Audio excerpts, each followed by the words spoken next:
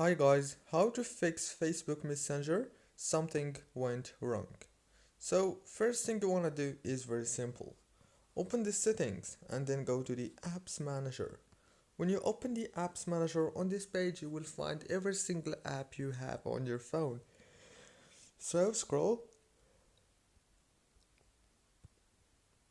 click on Messenger, click on force stop, and then click on permissions. Make sure that all these permissions are turned on. Go back again and click on the internal storage or the storage. Click on clear cache and clear the data. Go back and now click on the power usage details. Click on the app launch and make sure to enable the manage automatically option. Click OK. Go back to the settings again. Open the wireless and networks. Enable the airplane mode and after 2 seconds or 3 seconds disable it. Don't forget to like, subscribe.